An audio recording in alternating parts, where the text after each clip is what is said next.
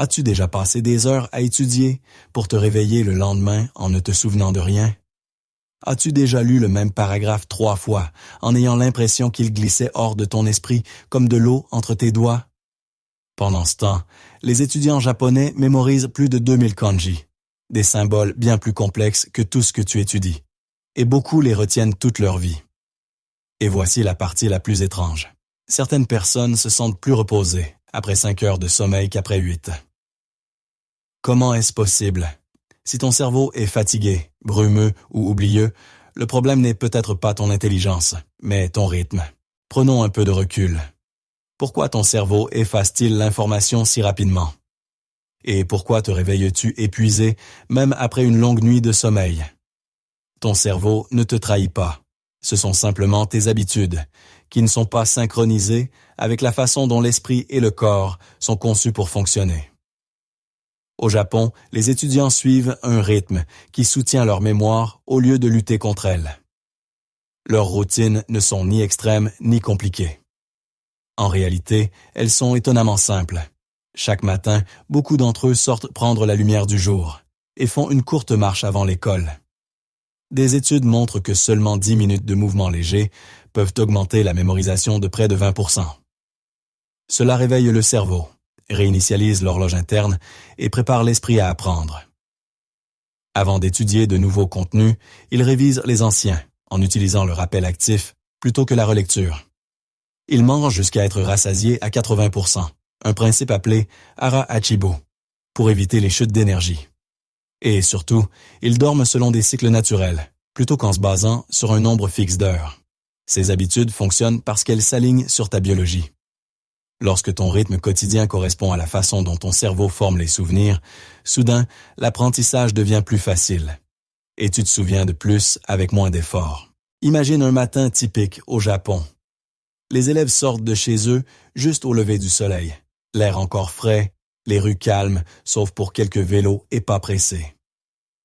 Avant de se rendre en classe, beaucoup font une courte marche, parfois seulement quelques minutes, pour réchauffer leur corps. Cela paraît simple, presque trop simple. Mais cette minuscule habitude joue un rôle puissant dans leur capacité d'apprentissage.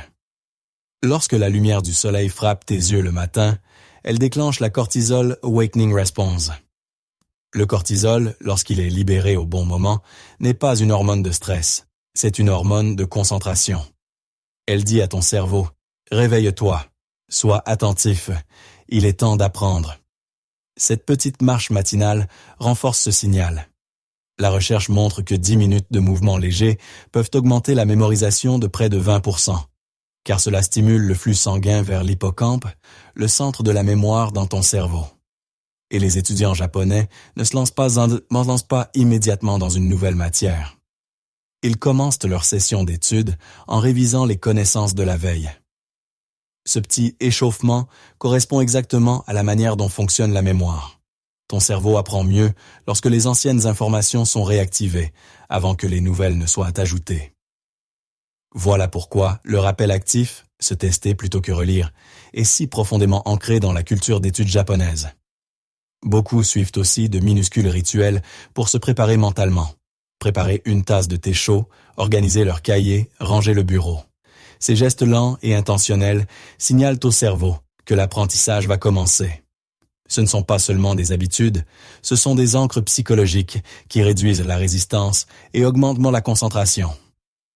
Ainsi, tandis que le reste du monde se réveille en réagissant aux alarmes, notifications et au chaos, les étudiants japonais commencent leur journée en alignant leur horloge interne, en préparant leur mémoire et en posant le ton pour un apprentissage concentré. Si le matin donne le rythme, les techniques d'étude déterminent la profondeur avec laquelle l'information s'ancre. Et c'est là que les apprenants japonais excellent, non pas en étudiant plus, mais en étudiant mieux. Le premier principe est le rappel actif. Au lieu de relire leur manuel ou de surligner sans fin, ils se testent constamment. Flashcards, petits quiz, fiches de résumé. Pourquoi? Parce que ton cerveau devient plus fort grâce au rappel. Chaque fois que tu essaies de te souvenir de quelque chose, même si tu te trompes, la trace mnésique s'approfondit. Paradoxalement, les erreurs t'aident à mieux mémoriser, car corriger une faute crée une empreinte plus forte que n'importe quelle revue passive. Ensuite, vient la répétition espacée. Réviser le contenu à des intervalles précis. Jour 1, jour 2, jour 4, jour 7. Ce schéma correspond à la courbe de l'oubli, capturant l'information juste avant qu'elle ne disparaisse. Cela transforme les souvenirs temporaires en connaissances durables. Beaucoup d'étudiants japonais appliquent ce principe presque sans y penser.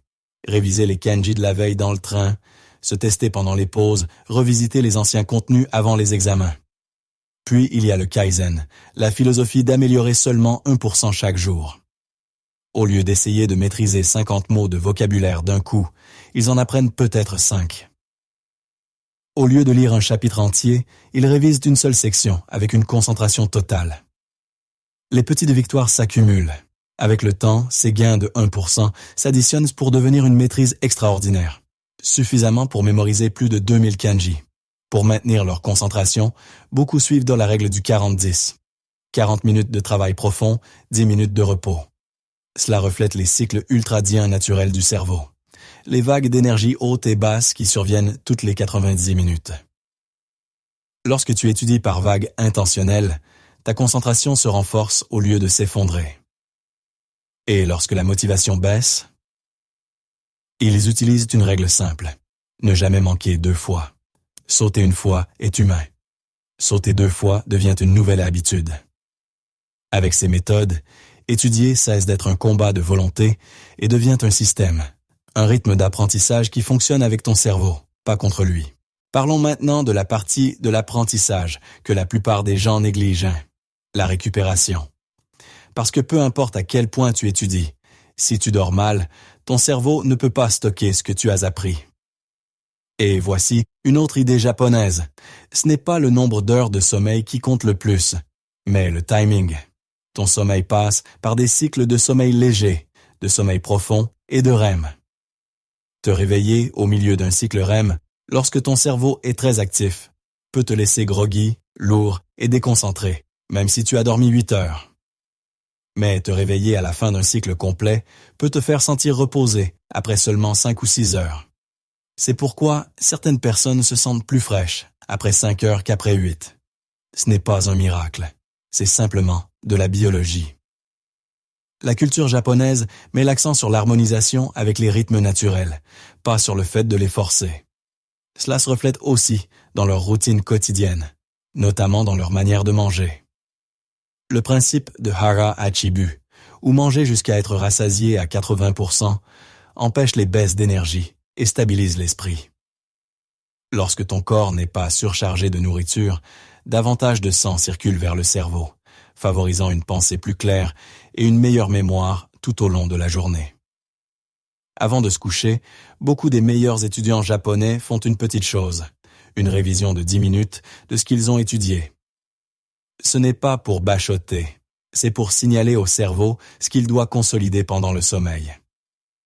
Ton esprit rejoue ses souvenirs, renforce les connexions et organise l'information pendant que tu te reposes. Et pour assurer un sommeil profond et de haute qualité, ils évitent les écrans lumineux, tamisent les lumières, prennent des bains chauds et suivent des rituels apaisants le soir. Ces gestes simples, le mélatasre aide la mélatonine à augmenter naturellement, rendant le sommeil réparateur plutôt que chaotique. La récupération n'est pas un luxe. C'est la colonne vertébrale de l'apprentissage. Même avec de bonnes habitudes, un élément relie tout ensemble, l'identité. Parce que l'apprentissage ne dépend pas seulement de ce que tu fais, mais de qui tu crois être. La plupart des gens disent « j'essaie d'étudier », mais les apprenants japonais adoptent souvent un état d'esprit différent. Je suis quelqu'un qui apprend. Ce léger changement transforme tout. Quand l'apprentissage devient une partie de ton identité, tu dépends moins de la motivation et davantage du rythme. Tu te présentes même les jours où tu n'en as pas envie. Tu fais de petits pas. Tu t'améliores un peu chaque jour. Et voici une autre habitude puissante. Enseigner ce que tu apprends. Après avoir étudié un nouveau sujet, beaucoup d'étudiants au Japon l'expliquent immédiatement à un ami, l'écrivent dans un journal ou le résument à voix haute. Cela oblige ton cerveau à réorganiser l'information, transformant la confusion en clarté. Si tu peux l'enseigner, tu le comprends vraiment. Ils embrassent aussi le silence, des pauses entre les sessions d'apprentissage qui permettent au cerveau de remodeler et d'intégrer les connaissances. Imagine un arbre. Les racines grandissent en silence avant que les feuilles n'apparaissent. Ton cerveau fonctionne pareil. Les moments calmes entre les sessions d'études sont ceux où les voies d'ISI neuronales se renforcent. L'identité façonne le comportement façonne les résultats, et les résultats renforcent l'identité. Lorsque tes habitudes et ton état d'esprit s'alignent, l'apprentissage cesse d'être une lutte et devient qui tu es. Alors, réunissons tout cela. Les apprenants japonais ne comptent pas sur le talent, ni sur des heures infinies. Ils comptent sur le rythme. La lumière du matin pour activer le cerveau. Une courte marche pour booster la mémorisation. Le rappel actif et la répétition espacée pour ancrer les connaissances. Le Kaizen, s'améliorer de seulement 1% par jour.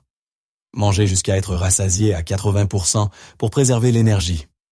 Dormir selon des cycles, pas selon un nombre d'heures. Et enfin, construire une identité fondée sur la constance plutôt que sur la motivation. Tu n'as pas besoin de tout changer demain. Choisis simplement une habitude. Fais une marche de 10 minutes avant d'étudier. Relis les notes d'hier avant de commencer quelque chose de nouveau. Ou fais une session de rappel de 5 minutes avant de dormir. Un petit pas suffit pour changer ton rythme et devenir un apprenant plus rapide dès aujourd'hui.